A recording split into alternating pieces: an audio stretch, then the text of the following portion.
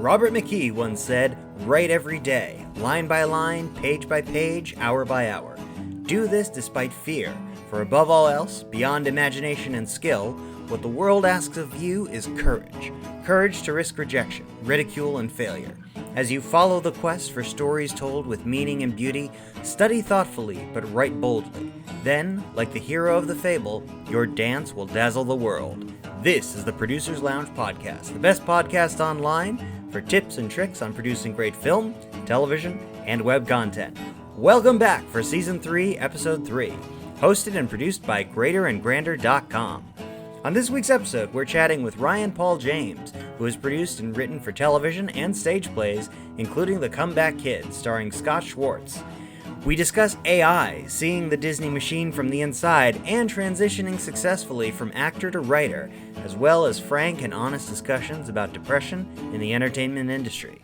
Here now is my conversation with Ryan Paul James. When they asked me to do this, I was like, I know that name, Stanley Tucci. Richard Tucci. Richard Tucci. And I was like... I get that all the time, though. Everybody asks me if I'm related to Stanley Tucci. Literally, I met my congressperson, and I said my name, and the first thing he said is, "Are you related to Stanley Tucci?"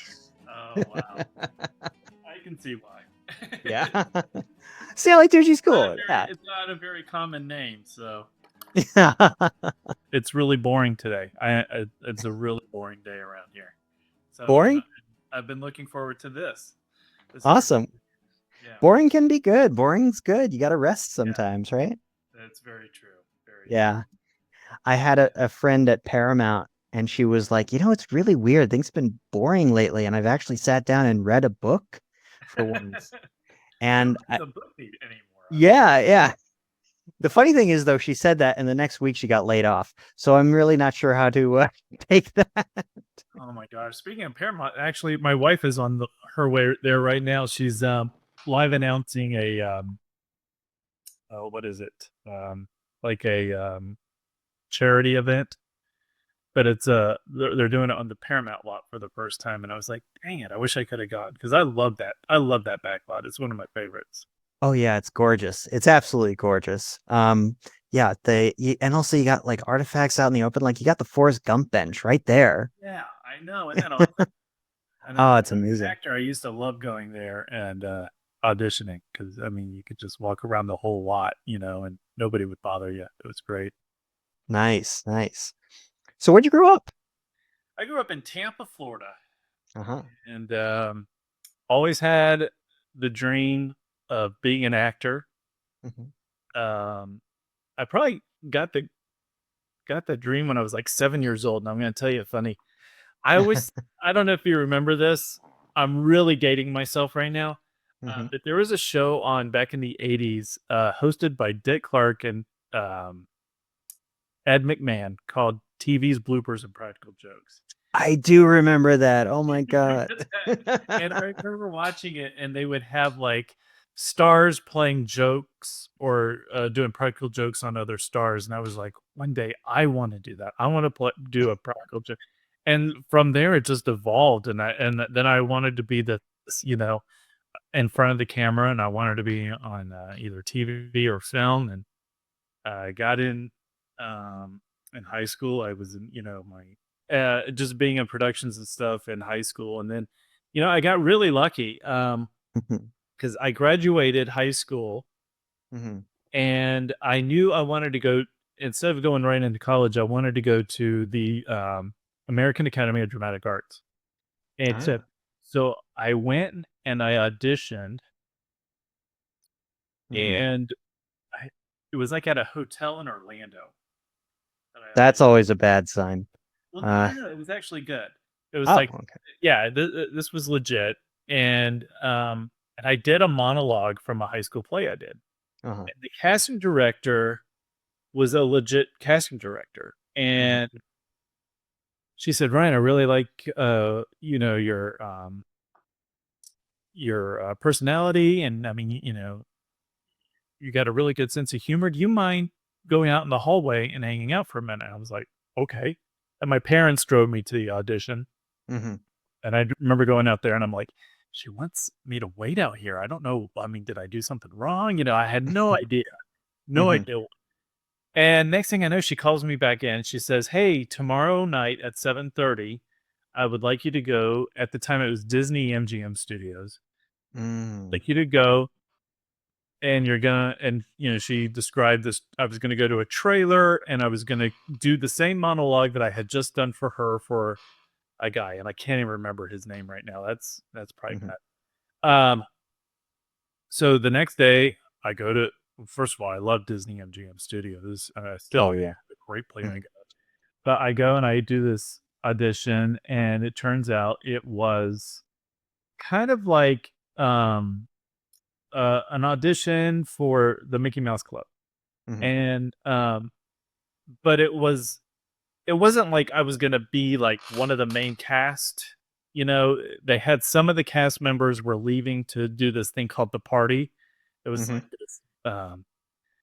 this band that went on tour, and they just needed some kids to come in and kind of fill in because the show was already canceled.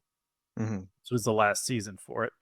So I got to do 6 months of the Mickey Mouse Club, and Mhm. it was from originally from me going and auditioning for the American Academy of Dramatic Arts, and then of course after I was done with that, I came out here, and at the time the campus was in Pasadena, Mhm. and I went to the American Academy of Dramatic Arts for a summer. Got really homesick. It was my first time away from mommy and daddy, and I can't do this, and so I went home early. I regret Nice. it, but I soon after that I was just getting bit parts. Florida was a great place to start as an actor. Yeah, because if I remember, like Disney had opened up MGM, and the big push was they wanted it to be an operating studio. They got a bunch of tax credits. Universal was always trying something similar. I imagine, like, at least at that time in the mid '90s, there was a lot of stuff, particularly for young actors. Oh, Or it was crazy. I mean, yeah. I got a recurring. I only did 3 episodes of Keenan and Kel. Hmm. Jimmy, the orange soda guy that would bring the orange soda to the parties, Hmm. and but then I would get like they would bring in some pretty big movies. I mean, I remember working 2 weeks on a movie called Forever Mine, and it was Paul Schrader who wrote and directed this, and it was Ray Liotta, Joseph Fiennes, who had just finished doing Shakespeare in Love, and Gretchen Mol, and they filmed that in Tampa for like 2 weeks, and I got to do a Five and Under, but I was also the stand-in for Joseph Fiennes. So I mean, it was such a Florida was such a great place to learn about both the film and Hmm. television industry. And I was able to, get my SAG card and get some good tape on myself. And then I came out here to LA, and that was the beginning of the end for my acting career. So, uh, What are any of the lessons, or were there any lessons that you learned during that period from being on set that you later carried forward throughout the rest of your career? oh wow, that's a great question. Well, first of all, the etiquette. I mean, you better know if you want to be in this business, Hmm. you better know the ins and outs of a set. Hmm. And so I really learned that. Um, and another thing that still to this day I'm very, very grateful for. Paul Schrader, I learned pretty quickly, loves talking film and loves teaching film. Hmm. And I remember one day he actually let me follow him around a little bit, and he was Oh, showing me wow. camera angles, and while he was using this camera angle, and it was just I mean, it was like I got film school from one of the best teachers I could possibly, learn from. Hmm. And uh so that's really what I took back then is I wanted to learn everything. I wanted to learn how to direct, Hmm. why you use the lighting that you're using. I Hmm. probably am I didn't really learn very much of that because I have awful lighting in here, um but it was more than just wanting to be an actor. I just wanted to be in the industry. And What so were I some, wanted to learn so much about the industry. So that's really what I took from it. if I can ask, what was something specific that Paul Schrader said to you? Um I don't know if it was one thing that he said. Mm-hmm. I just remember him really loving Mm-hmm. teaching Mm-hmm. and really like we were doing a scene. I don't even think the scene made it into the movie because it was a guy on a toilet. That was the scene. But he had a way.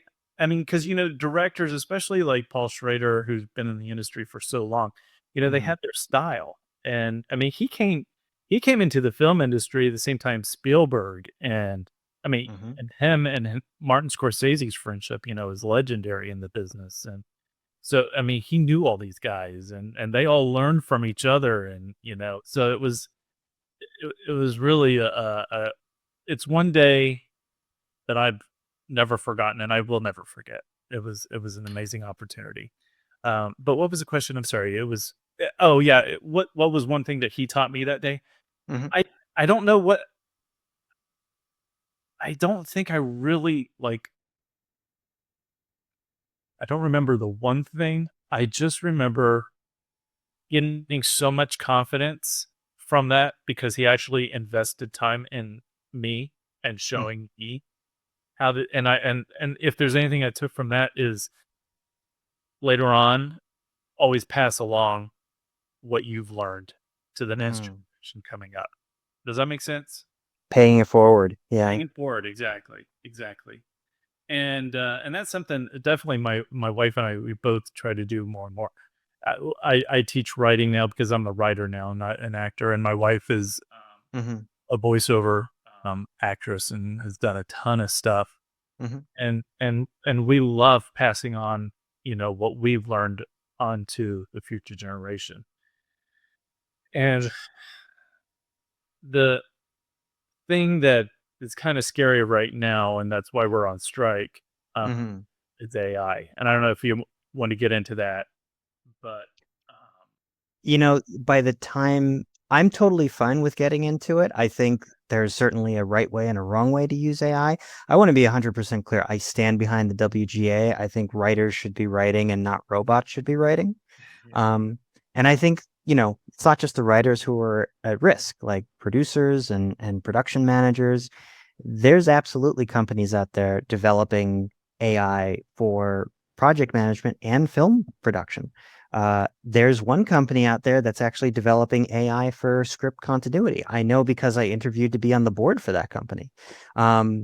Yeah, and also actors too. Like, why is a studio going to invest in new talent if they can just license Tom Cruise's image and animate him acting long after he's dead? You know? yeah. Yeah. I think Tom Hanks even came out recently and said that he's doing that. You can't blame him. Yeah. I mean, Yeah. I don't blame them for wanting to continue to be in film long after they're gone. Um, but I will say, I just what I've been doing a lot lately is authors who write books Hmm. wanting to turn their books into screenplays, and so Mm. they've been hiring me a lot this last year and a half, and I've written 3 different screenplays for 3 Hmm. different authors, and the last one I worked for, she couldn't afford me to do the rewrites. Hmm. So Hmm. she got AI to start Hmm. doing rewrites, and she was showing me what AI was doing, and I had no idea how Hmm. advanced AI is at doing this. And it was pretty scary for me to see firsthand what AI is doing to the script that I spent so long on, and in 5 minutes, it's able to spit out a scene that Yeah. I have to admit was pretty good, and that was pretty scary to me. But the one thing that I'm personally concerned with, and I've been thinking about this a lot actually today, Hmm. I was talking about it with somebody, um, is yeah, we as writers we're fighting the studios to Hmm. not use AI to write scripts, but what's stopping some of these writers, you know, from using AI to write their scripts? Yeah. Saying? So I don't know. I mean, I love writing. I love telling stories, Hmm. and I don't want to use something. I mean, I don't. I'm not a cheater, and I don't want to cheat. And Yeah. use And AI script. I agree with you 100% on that. As far as my stance on AI, like uh, you know, I have not found an AI or chat GPT that actually writes good screenplays. It barely writes decent prose for treatments or synopses or what have you. Yeah. Um, Mainly because, screenwriting and writing for film and TV is so niche, and the really good stuff is kept behind walls unless they go out for Emmy or Academy Award campaigns. So there's really a lack of material to train it on. But let's talk about your writing. Your first writing credits were in 2008 on a couple shows called Extreme Video Zone and Rewind. How did those come about? Well, one thing I left out when I was acting, I was also a radio personality, and I Hmm. started in Tampa, and then got actually transferred out here to LA and was a radio DJ out here for 7 years. And as a result of that, I was kind of like a VJ Hmm. on a show called Rewind, where we went back into the 80s and 90s and would play old music videos and talk about. Hmm. And about after doing 10 years of that, I just didn't want to be in front of the camera anymore. I don't know, something just switched up here, and I was just done, but I wanted to be behind the camera, and so I asked if I could start writing for some of their shows, Hmm. and so those were the shows I wrote for. I think I did for about 4 years, and then everything got canceled. Hopefully it wasn't because of the writing, but it's, Can I ask uh, what the switch from writing from acting was it burnout? Were you feeling like too long? yeah. Uh, Um, I don't. I'll go ahead and share this story, okay. because I think a lot of actors can relate to this, and that is I was tired of the rejection, and I think the thing that really hit me hard, um, was I was up for it wasn't it was a supporting role, but it would have been a huge role for me personally because it could Hmm. have definitely propelled me. It was that movie with Adam Sandler and Kevin James. I now pronounce you Chuck and Larry, Hmm. and I auditioned for the street preacher. I think that was the name of the character, and Hmm. and that character literally gets in a fight with Adam Sandler, and it was anyway. I was told that I had gotten the role, Hmm. and thank God I wasn't on Facebook and I didn't put something out there on social media saying, "Hey, I'm going to be in this movie." Hmm. Uh, but about 3 weeks went by, and I get a call from the casting director. And if you're getting a call from the casting director and not your agent, that can be either really, really good or it could be really, really bad. And unfortunately, this was really, really bad. And Hmm. Adam's notorious for casting his friends in his films. Hmm. And unfortunately, the role that I had auditioned for, um, Adam had already had one of his friends in mind for it. Hmm. So they probably should have never even have had that role out there to be Hmm. auditioned for. Hmm. So I didn't get it, and it just sent me. I deal with depression, in in my life, and it sent me into one of the worst depressions I had ever gone through. To the point where my mom was so worried about me, she actually flew from Florida out here to be with me. Wow. Yeah, it was a really dark time, and but at the same time, I was just like, what am I doing to myself, and why do I want to continue to keep going through this cycle Hmm. of rejection, rejection, rejection? So, um, I was a member of a theater company here called Theater Hmm. 68, and Ronnie Marma, who runs that theater, is also one of my good friends. And he and his wife said, "Hey, you're really funny. Why don't you write a play?" And I was like, "I don't want to write a play." Well, sure enough, like 2 weeks later, I'm watching Turner Classic Movies really late at night, and this idea hits me. And I wrote this play called Lost in Radioland, and it's kind of like a Noises Off. It's like a behind the scenes of one of the old Hollywood radio plays. Oh yeah. It's at 1940s Hollywood. Mhm. And so I literally wrote this play, I think in a week and a half, and I gave it to Ronnie, and he said, "Let's put it up." And I was like, "Wow, okay." Well, I also happened to cast a very amazing actress in it named Melissa Disney, who is now my wife. So I changed my career and I meet my wife all with one play. And I'll never forget opening night, literally on the verge of having a panic attack because I'm so nervous. And I mean, a ton of people are there for opening night. And I'm like, what is going on here? And they laugh. They laughed at something I wrote. Mhm. And it was, Richard, I'm telling you, something switched right then and there. And I was like, this is what I'm meant to do. This is what, because there was so much satisfaction in getting a response right there from an audience from something you put down on paper Mhm. that you thought was funny, but you didn't know if anybody else was going to think it was funny, you know? And that changed everything for me. And so I ended up writing, in 10 years, I wrote 10 plays. I was writing one play. Whoa. Yeah, I literally, I got a deal with theater, the Palisades Theater, Mhm. and they would put up one of my plays every summer. And so I was getting all my plays produced, but by them, by Theater 68. And then without even me knowing it, there were because I had put out a couple of my scripts onto this website. Mhm. There was a theater in Melbourne, Australia, another theater in Liverpool that they took my play Desperately Seeking Love and they put that play up.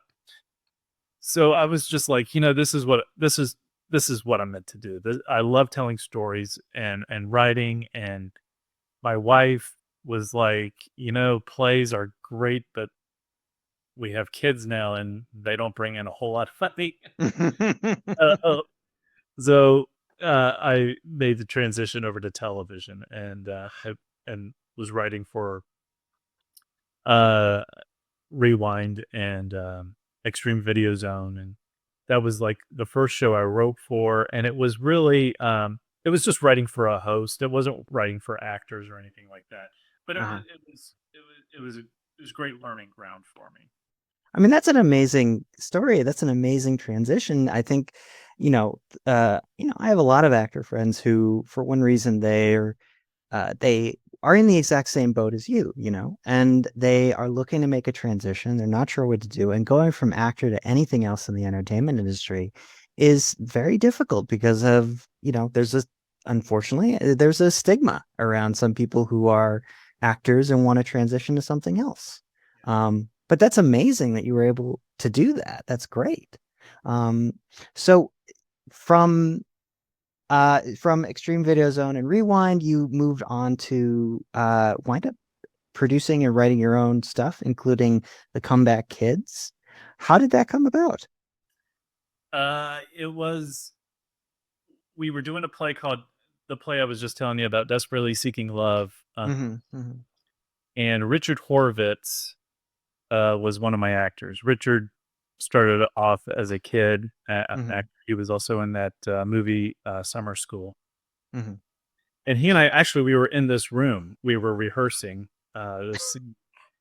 And I just kind of told him this idea that I had for a child actor who was popular back in the 70s and 80s, and now he's in his 40s and trying to make a comeback. And he said, "Oh, it's a great idea." I actually ran the idea by a couple of other people who I really respect in the industry, and they said, "That's it. That is the script you got to focus on." And so I did. So I wrote this script for Richard and his buddy Dean Cameron, who was also in summer school with him.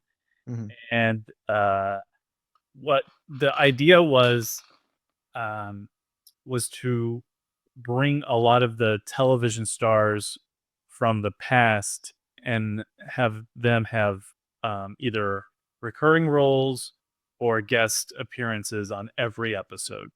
Mhm. So in the pilot, we have, of course, Richard and Dean, and then we have Keith Coogan, who Mhm. did almost every 80s movie with kids Mhm. back in the day. Scott Schwartz, who was the kid with the tongue stuck on the pole in A Christmas Story. Mhm. Bernie Capel, who was the doctor on Love Boat. And then my dear friend, who unfortunately has passed away, Gavin McLeod, who was Captain Steubing on the Love Boat. And this was the first time that they had actually been on a show together since the Love Boat. Erin Murphy, little Tabitha from the original Bewitched. And that was the Oh. first episode. So, and then of course my wife, she's a fantastic actress, so I had to put her in, and she played the fan, the crazy fan, Mhm. who was actually psychopath fan, who leads their fan group and all that. Oh, the one from the scene where she's like, take a selfie," and the guy goes, this isn't creepy. What?" Like that. I know, I love that. That was so good. So, so we filmed the pilot, and I was originally just going to do it as a web series, Mhm. not really thinking budget. And I had literally written the whole first season, every script, all 10 episodes. Mhm. And I had amazing people lined up for future episodes, like Eileen Quinn, Annie from the original Annie movie, and I really wish we could have gotten to that episode.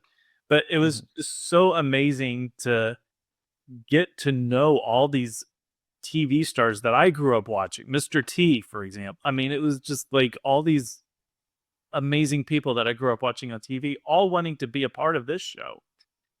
So we did this big red carpet event um, in Westwood, and Mhm. we rented a theater there, and we actually did a screening of it. A lot of celebrities came out and did the red carpet and all that stuff. It was great. And one of the producers that showed up was Mhm. Shapiro, who helped, who represented Jerry Seinfeld and um, Wow. the whole original Seinfeld show, Mhm. and he loved it. He loved the pilot. He said you shouldn't do this as a web series. You need to do this as a TV show. So then from that night forward, my focus was on trying to make it into a TV show. Mhm. And a good buddy of mine got me connected with NBC. We went and we pitched it to NBC. NBC Mhm. loved it. They held on to it for a few weeks, and they ultimately passed because Ava Longoria came to them with another show that was kind of similar in their minds Mm. to what we Yeah. were doing. So they wanted that relationship with Ava Longoria. But I Mhm. would go to I remember Hulu came back and told us that it doesn't really relate to middle America. And that really kind of pissed me off. And I was just like, well, I'm going to prove you wrong. So what I ended up doing is submitting. I took the pilot and I started submitting it to all these film festivals in middle America. And then I didn't just stop there. I started submitting it to film festivals literally all over the world. And my wife and I got to do a lot of traveling in a year and just went to Oh, nice. and we ended up winning 25 film festivals Holy shit. out of 30. And the other 5, we were still right up there, you know. I mean, there were some pretty amazing other TV shows that we were up against at all these film festivals. So that was kind of like, ha ha ha, you're wrong. It does relate to middle America. Um, So Eva Longoria, if you're listening, contact Ryan James at 310. No. well, yeah. So I, we, I don't know. I just kind of gave up on it after a while because Mhm. we pitched it a few other times, and I just realized, you know what? I think because this was really before all the networks were doing these, bringing back their old shows like that. We brought back Yeah. van and all that stuff. And there's a part of me that's wondering, because I was pitching this and I was saying we're bringing back all these TV stars, that maybe I sparked an idea with one of these people at one of these networks that said, "Hey, well, why don't we just bring that person back and redo their show?" All I don't know. I'm totally kidding here, but Yeah. I Well, let me ask, since this what you had a lot of success with it, it was your first executive producer credit. I'm going to ask what, might be a difficult question, but what was the biggest lesson you learned on that project carrying forward in your career? The biggest lesson or thing that, didn't go as well as you hoped it would? the original script that I had written when we did the table read for it, Mm-hmm. it wasn't funny. Oh. And really, what actually, I think it was Richard and Dean, they kind of pulled me off to the side and they said, comedy, in fact, I have it written on my desk is a mess. I'm sorry. No worries. True comedy comes from truth. And I was just trying to do a lot of, over the top kind of comedy that really didn't play well. So now, moving forward, everything that I write, because I mainly write comedy, comes from a truthful place. And I have found that doing that, the scripts are so much better. The storytelling is so much better. And, um, and you get a lot more laughs than trying to make somebody laugh. Instead, you're just, you're relating to that person in a way that they find it that's funny, and you're not trying to make them laugh. Does that make sense? Absolutely. Absolutely. I think it was Robert McKee, who said the best comedy and drama comes from true conflict. Yeah. So after the 25 out of 30 festivals, that's a really great accomplishment. Congratulations to you both on that. What came next after that for you? Oh wow. Just trying to get hired on a TV show. Mm-hmm. Writing the many spec scripts for the different Mm-hmm. showrunners and producers. But one thing I got to do also is I joined a writers group in Hollywood that had a lot of very successful writers in it, and ended up, after a few years, actually getting to lead a writers group. Oh, wow. And it was that w- I loved every opportunity with Mm-hmm. that, because I mean, it was kind of like you were in a writer's room, you know, working with other writers, helping them with their scripts, them helping you with your scripts. Mm-hmm. Um, but that was that was something that I really enjoyed. But I was also writing a bunch of other TV scripts as far as pilots and stuff go, where one is actually being considered right now, probably on hold right now because of the strike. Um, but I'm excited about that opportunity. Mm-hmm. Um, and I've written a couple of comedy rom-coms that are kind of like a Hallmark Channel kind of movie. Mm. So I'm in the middle of pitching those. It's been quite the experience. Um, It's funny, you're the second guest I've had on who has gone and pitched and written for Hallmark. Uh, oh yeah. yeah, yeah.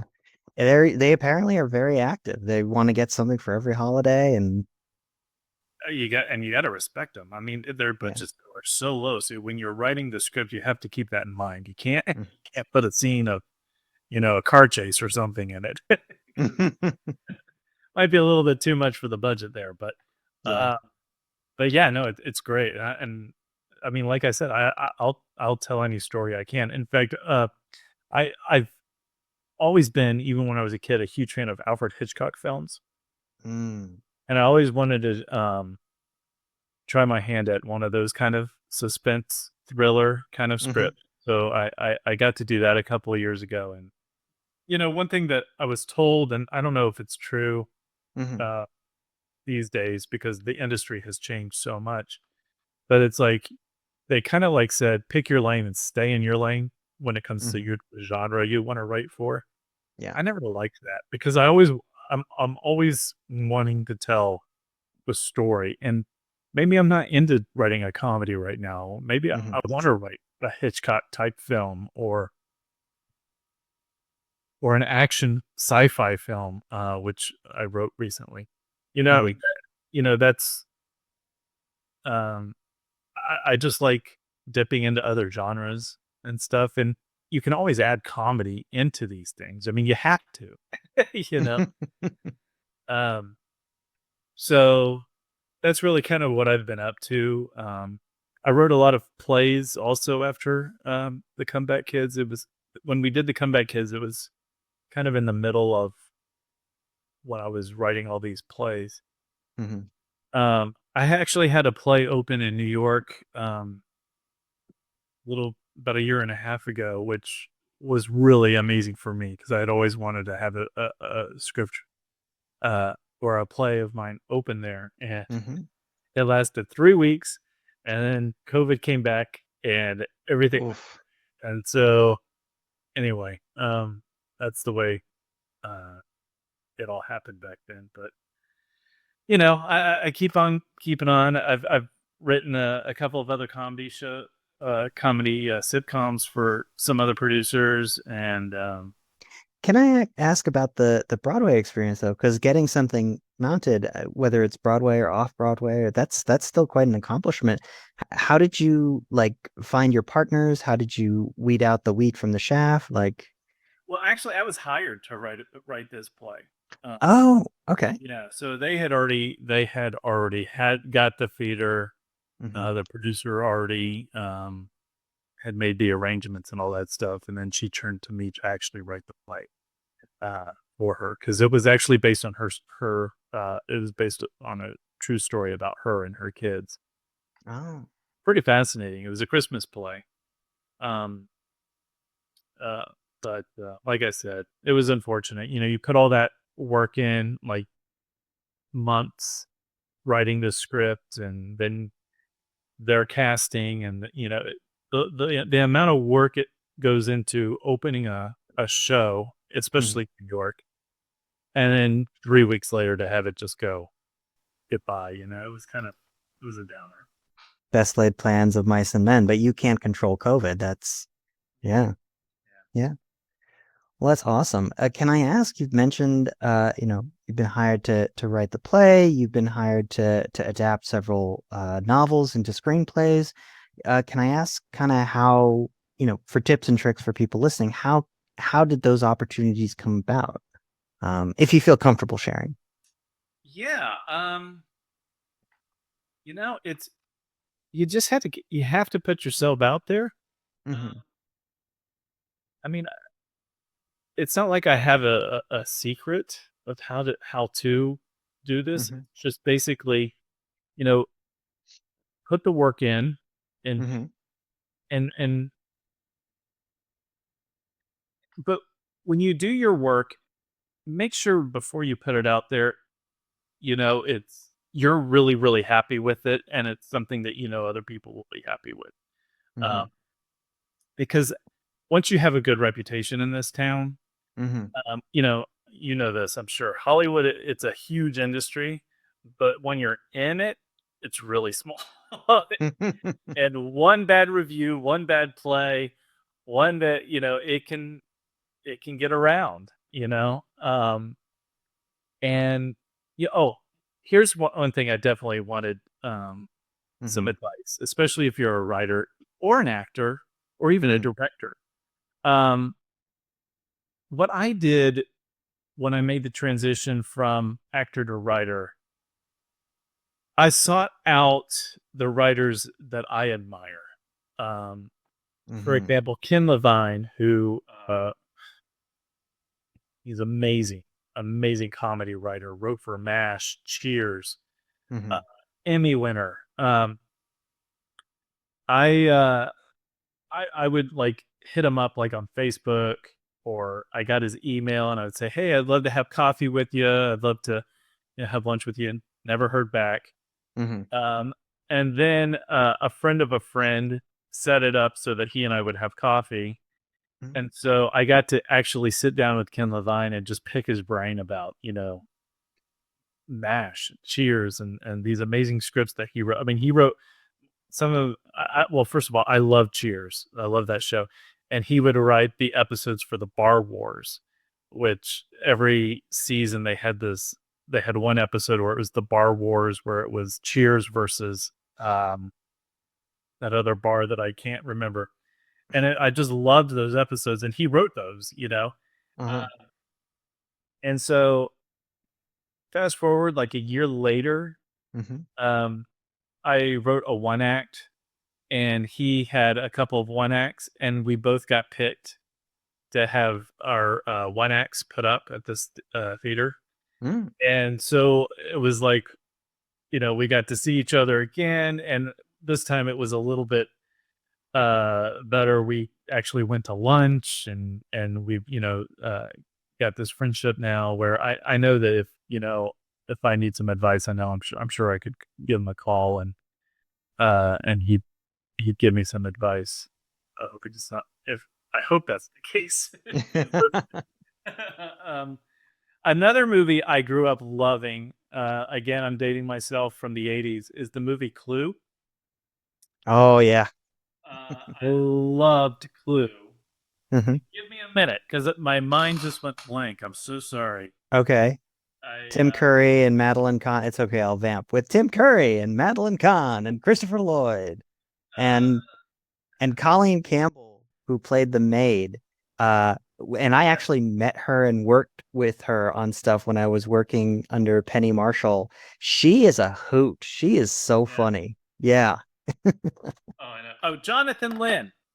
He Mhm. wrote and directed Clue, and I I just wrote him via Facebook, and I said, "Hey, you wrote and you directed one of the best movies for me as a comedy writer."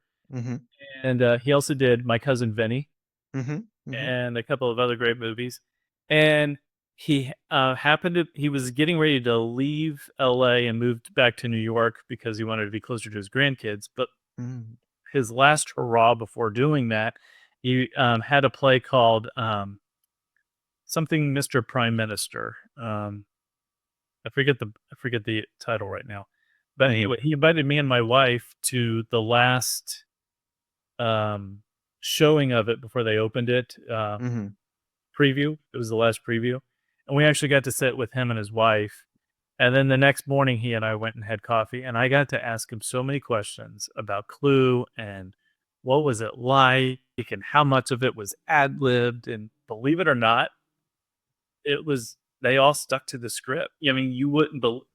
I mean, you would think Oh a lot of my it was ad God. libbed, but he made sure that they stuck to his script. God bless him. But he's actually one of the ones, when I was toying around with the idea of the Comeback Kids, and I told him about it, and he said, "You got to do this. It's a great idea. Mhm. Go for it." And so Jonathan Lynn, yeah, I've actually uh, I haven't, probably since COVID, I haven't really kept in touch with him. I was trying to set it up when I was heading up my writers group, of having him, because everybody was on Zoom at that time, Mhm. having him zoom in. But it was just too late because him still being in New York and us meeting at a later hour here in LA. It just never worked out. But yeah, I mean, these were a couple of the writers that I met with. I'm leaving out a few, and I'm sorry if you're listening. But I just that was one thing I definitely recommend, even if you're first starting out, pick Mhm. out some writers or some TV shows that you love. Find out who wrote it, and then just see if they're available. I mean, you have to live in LA or New York probably, but find out if they're available. Just to sit down and have a conversation with you, and you'll be really surprised how many really like to talk, shop with you. Yeah, yeah. I gotta say, like for a $15 a month IMDb Pro subscription, which I am not going to hawk for IMDb Pro. Jeff Bezos has enough money as it is. But for that, you can get a lot of actors and writers and directors have their personal information on that site, and let alone production company info and stuff like that. There's two things that I really love about your story. Number one, you talk about how important it is to be part of a community of creatives. You know, being in a writer's room, getting mentors, et cetera. Like that is so important to the creative process that often gets overlooked, especially for TV writers. And the second thing I love is like this generic networking tip that I hear time and time again, which is get your mutual friends to help set up the coffee meetings. That works so well. Going back to your first point there, Uh-huh. I feel like, especially since COVID and we were all kind of restrained into our homes and not going out, it's kind of like not many people are going out and visiting anymore. Yeah, I mean, a lot of these writers groups now are still on Zoom, but yeah. having that face to face and actually hearing the response to your scripts, or you as a writer, having other people read your stuff, it's it's so important, and I totally agree with that. Yeah. Another thing that we did in these writers groups, Steven Wishnoff, who's a brilliant writer, he was the head guy of these writers groups, and they're still going. Unfortunately, I had to back out of my group, but Hmm. he would bring in really amazing actors too. So you as the writer, you're not hearing just another writer read your script. You're hearing an amazing actor who's actually got some credits Hmm. on IMDb reading your script, and it's really really amazing. In fact, Steven, if you're listening and watching, I kind of want to get back into your group. So I don't know what. Nice. They're pretty busy with. They're really popular, so a lot of people are involved in them. Awesome. So then what is next on the horizon for you? Well, whenever the strike ends, Hmm. I'm actually working on a show right now with Scott Schwartz Hmm. from A Christmas Story, because they did A Christmas Story Part 2 this last Christmas, so his popularity is now back up there. Hmm. And Todd Bridges, Willis, what you talking about, Willis from the two of them are teaming up, and and they asked me to write this script called Strangely Connected. I'm not going to Hmm. get into too much detail about it, but we're looking at possibly, again, whenever the strike ends, going to Scranton, because they just opened up studios there. Oh, in Pennsylvania. Yeah, Scranton, Pennsylvania, and I'm gonna both direct and write the whole first season of Strangely Connected, and we got Nice. a lot of really cool guest stars that I'm writing for that I'm really looking forward to. So we'll see what happens, but right now it's looking good. If you could go back and give yourself any advice back when you were living in Tampa, back before this whole adventure started, what would it be? Oh wow, there's a lot actually, Hmm. but I think the main one would be to prepare yourself for the rejection, Hmm. but look at it as a learning experience, and that no is only one no, one more no until you're yes. um I think what happened is I had seen such great success right out of the gate when I first started, so I think it was hard for me to then come out here and just get so much rejection. um, So I would I would say look at the rejections as a blessing. And that is Season 3, Episode 3 of the Producer's Lounge podcast. Thank you to my guest, Ryan Paul James, for joining us. You can find out more about him by checking out the show notes and subscribing to our YouTube channel at Greater Grander. Our intro and outro music today was Acoustic Blues by Audionautics. We'd love to hear from you, and you can check out this week's accompanying article on greaterandgrander.com entitled 12 Essential Mental Health Tips for Writers. Stay inspired and resilient. Link in the show notes. You can stay up to date by following us on YouTube and social media at the handle Greater Grander, all one word. Make sure to subscribe on YouTube and wherever fine podcasts are found. And also, if you like what we do, share this podcast with a friend who you think will enjoy it. Join us next week for more cocktails and questions, and until then, keep producing dreams.